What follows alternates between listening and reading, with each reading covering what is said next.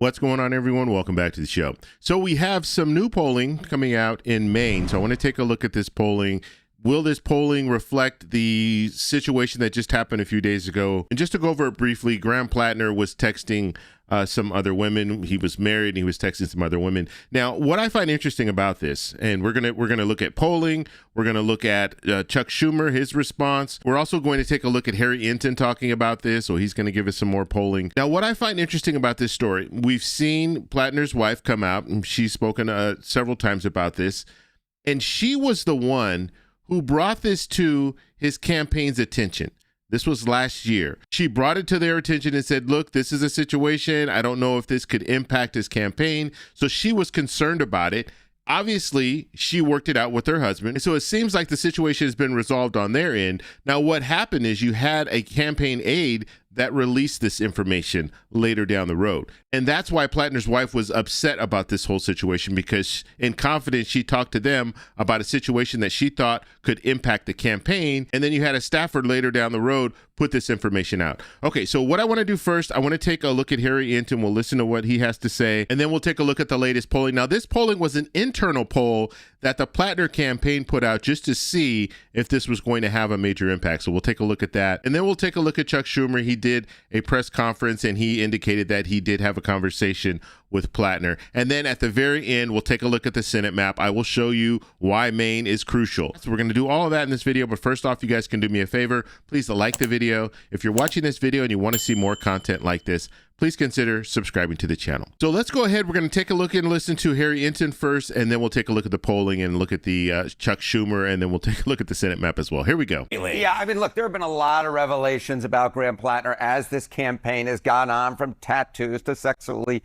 explicit texts. But this one might be different. And the reason I say that is, take a look here. Google searches for Graham Platner in Maine up significantly over the past few days. We're talking about up 275% in the last 3 days versus the 3-month average.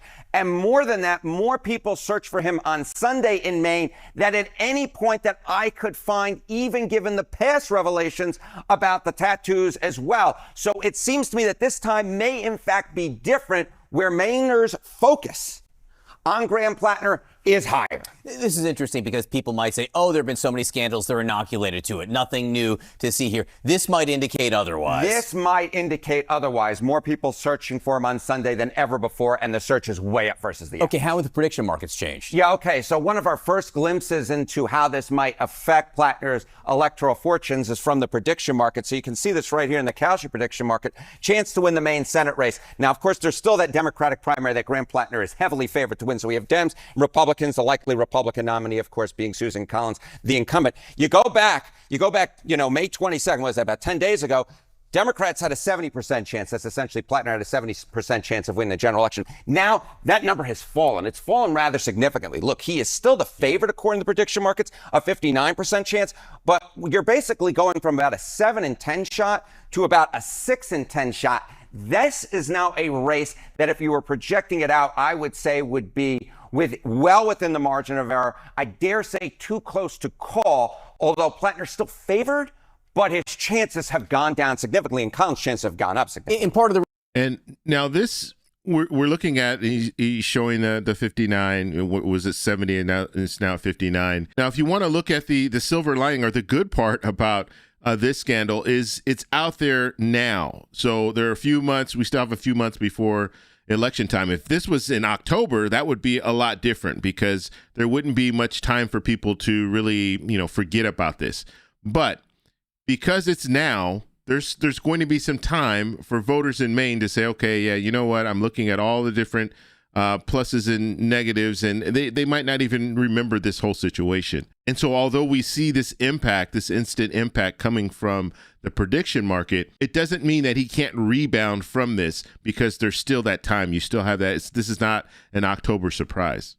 The reason this number here will make Democrats in Maine nervous, I think, is because of the incumbent Susan Collins, her history. She's been very resilient, despite being seen as vulnerable for decades. Despite being seen as vulnerable for decades. She was first elected back, I believe, in 1996. But if you look at the last 3 times that she has run, Take a look at the polls underestimate Collins in Maine. In 2008, the polls underestimated her by 8 points. 2014, the same thing. The polls underestimated her by 12 points. In 2020, the polls estimated her by 12 points. Oh, my goodness gracious. And she was down about 10 points before any of the revelations came out this weekend, which, according to the past polling errors, she would be well positioned to make it quite the race. And if, in fact, the prediction markets and the Google searches suggest that this race will, in fact, tighten, well, then Graham Platner's lead may very well be lower than the past errors that have, in fact, allowed Susan Collins to win like they did in 2020 when she was trailing the pre-election polling. It was always going to be difficult for Democrats to take the Senate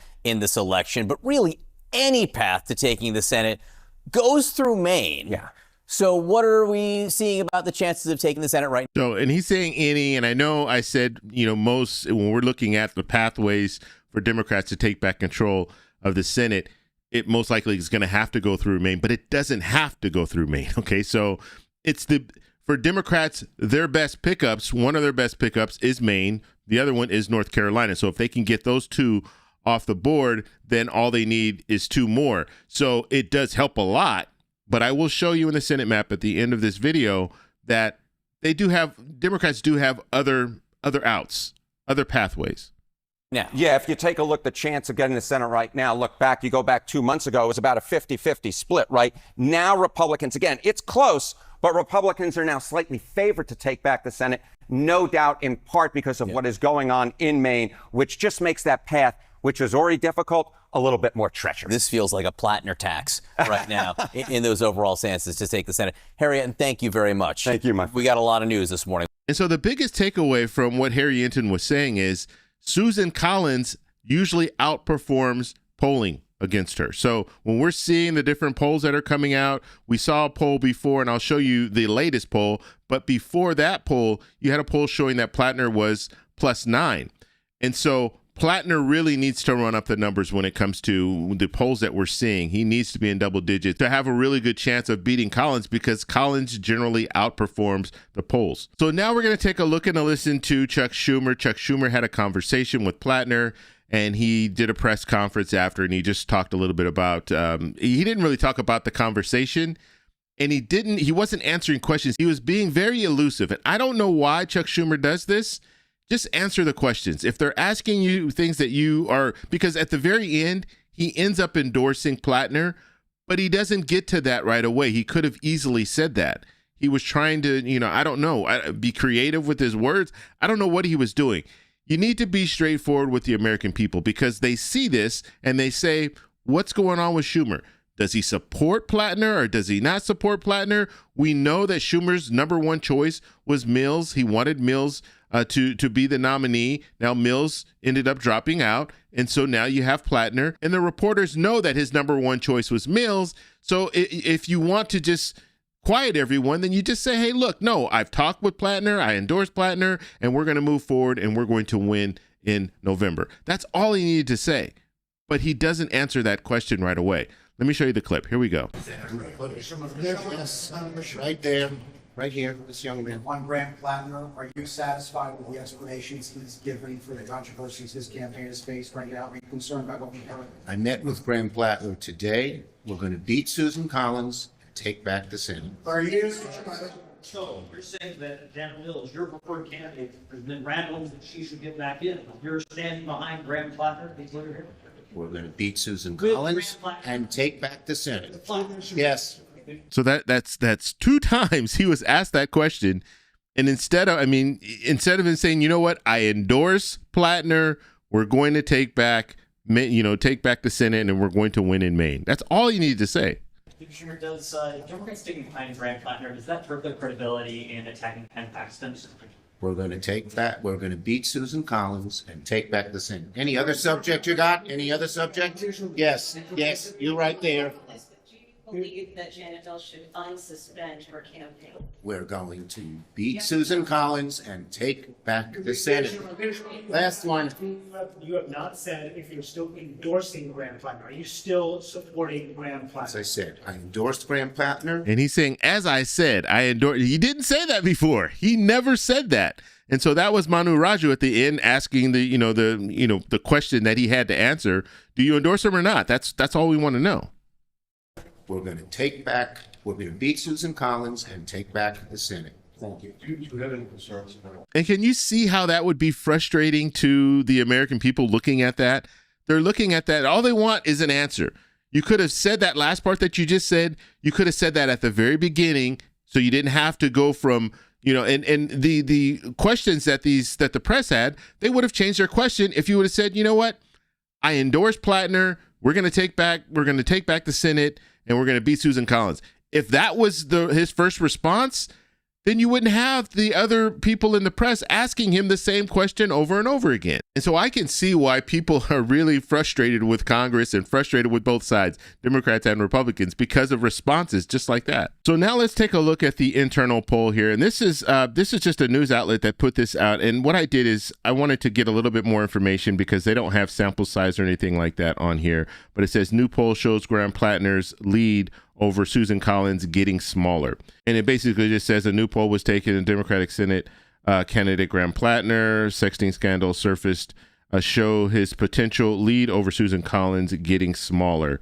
And then it says public policy polling, a firm aligned with the Democratic Party. And so, like I said, it's an internal poll. And one thing I want to say, when it comes to an internal poll or when it comes to a pollster that leans, they might be center right or center left, that doesn't mean that their poll is invalid. Their poll is not a good poll. It just means that you have the Platner campaign saying, in this situation, we need to get a poll out quick because, we have to be able to respond to this. Is this really impacting the campaign or is it not impacting the campaign? And that's the reason why they put out the poll. It doesn't mean that the poll isn't accurate. Okay, so it says a recent internal public policy poll, so PPP survey, reveals Democratic Senate candidate Graham Platner leading incumbent Republican Senator Collins. So 49% to 45%, and then you have a 6% there undecided. And then looking at the sample size, you have 670 registered Maine voters. Okay, so they're not likely voters or registered voters. So we don't know if they're likely or not. So if it's registered voters, that just means you registered to vote. Doesn't mean that you participate. Doesn't mean that you voted in any recent elections like a likely voter would have voted in recent elections. And this was conducted on June 2nd and 3rd. Margin of error there is plus or minus 3.8%. And so that would put the polling numbers here, this 49 to 45. It's a no clear leader in this poll because of that margin of error down there. Okay, and margin of errors are very important. You need to pay attention to those because you can look at a poll and say, wow, this person's up by 10 points, but then you look at the margin of error plus or minus, and it's like 5 or 6%. And so the poll is still no clear leader, but it looks a lot larger than what it was. And so the main takeaway from this polling, it looks like Platner he's lost a little bit, but he's still ahead. Okay, he's still ahead within that margin of error. So now I want to show you the Senate map. Now you did hear on CNN they were talking about, Maine is very crucial. I would agree. Maine is very crucial because it is one of those states that if Democrats can pick it up, it helps. It really helps. However, there are other pathways. We're going to show you a few different pathways here. But when we're looking at the situation with Maine, we have Democrats and independents right now, 47, Republicans at 53. If Democrats can win in North Carolina, Maine, Alaska, and then one other state, then they will take back control of the Senate. Okay, and when we start looking at the other states that are out there, we're looking at states like Texas, Iowa, Ohio.